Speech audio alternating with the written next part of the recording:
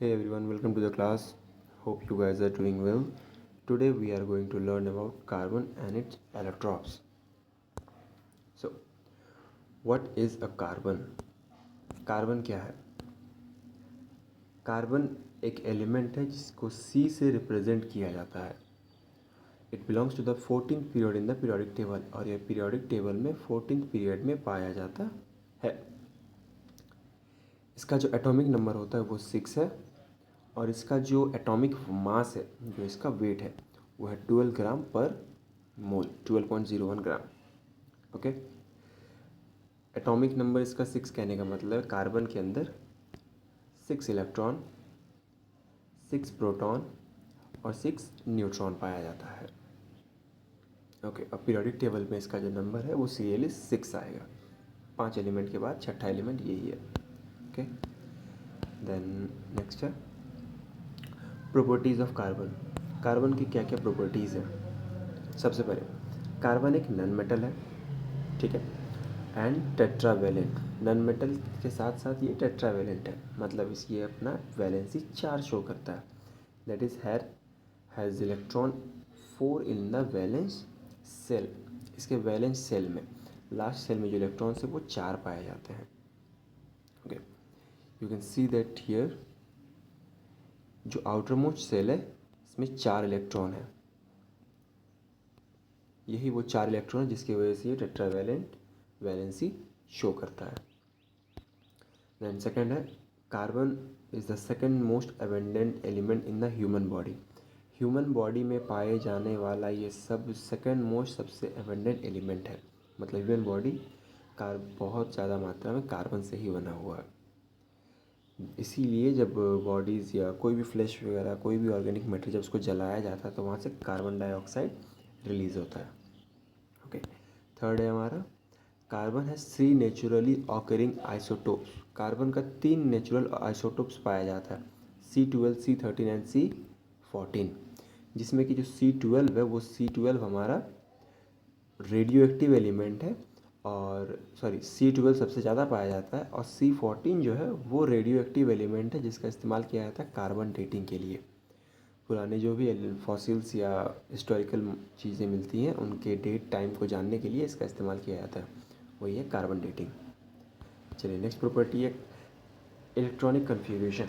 Carbon का atomic number 6 होने की वजह से इसका इलेक्ट्रॉनिक कन्फिग्रेशन कुछ ऐसा आता है 1s2 2s2 and 2p2. S में 2 इलेक्ट्रॉन, 2s2 में भी 2 इलेक्ट्रॉन और p में 2 इलेक्ट्रॉन बचा.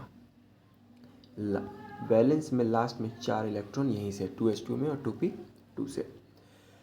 Carbon products are obtain by heating. Carbon products कहाँ से मिलते हैं?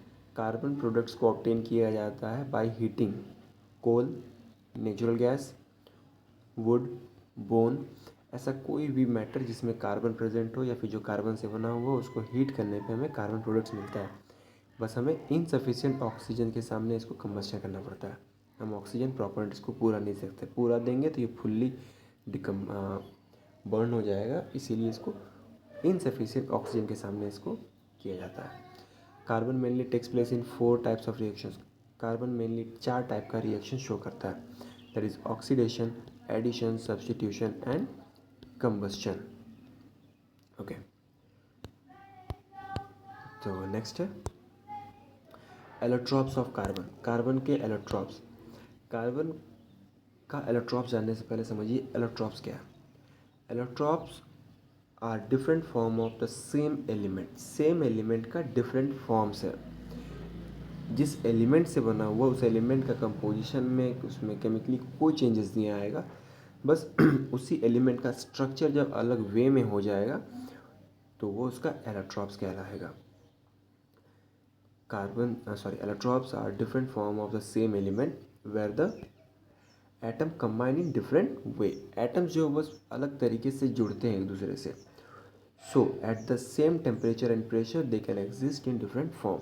ताकि सेम टेम्परेचर और प्रेशर में वो अलग अलग फॉर्म्स में पाए जा सके. जैसे कि सब एक बेहतरीन एग्जांपल है हमारे पास कार्बन का. 2 एलोट्रॉप्स यहाँ दिया हुआ है, पहला ग्रेफाइट, दूसरा डायमंड. दोनों ही कार्बन से ही बने हुए हैं, बस दोनों का स्ट्रक्चर डिफरेंट होने की वजह से दोनों का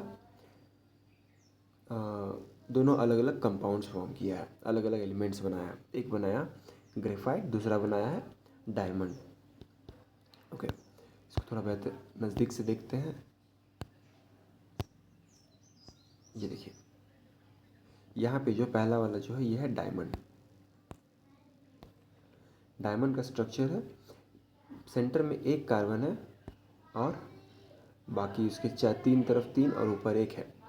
लेकिन वही अगर देखा जाए ग्रेफाइट का, ग्रेफाइट लेयर वाइज स्ट्रक्चर बनाता है। इसीलिए ग्रेफाइट को हम लोग इसमें यूज़ करते हैं लिखने वगैरह, पेंसिल्स वगैरह बनाने में। और डायमंड क्रिस्टलाइन शेप देता है। इनके स्ट्रक्चर्स की वजह से दोनों बने हुए कार्बन से ही हैं, but different different structure, different geometrical arrangement है, जिस वजह से डिफरेंट डिफरेंट कंपाउंड्स फॉर्म किए हैं।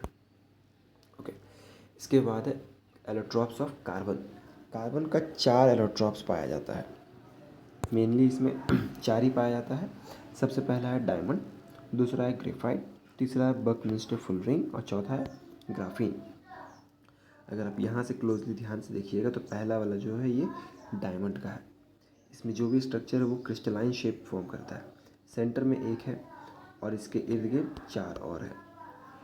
ग्रेफाइट का देखिएगा तो आपको लेयर वाइज स्ट्रक्चर दिखेगा।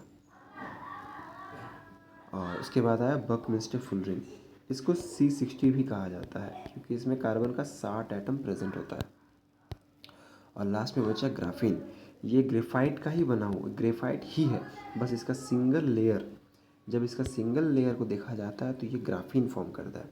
इसी ग्राफीन को रोल करके कार्बन नैनो ट्यूब बनाया जाता है। Carbon nano tube. ओके, तो कार्बन के 4 इलेक्ट्रॉन्स पाए जाते हैं, डायमंड, ग्रेफाइट, बकमिंस्टर फुलरिन और ग्राफीन। ये सारे स्ट्रक्चर्स सेम कार्बन एटम से बने होते हैं but different different geometrical arrangement में रहते हैं, इसलिए अलग अलग कंपाउंड्स फॉर्म किए हैं। और इसी वजह से इनका डिफरेंट शेप्स भी पाया जाता है क्योंकि ये डिफरेंटली ज्योमेट्रिकल अरेंजमेंट में है। ओके, तो बस that's all for about carbon and it's electrons.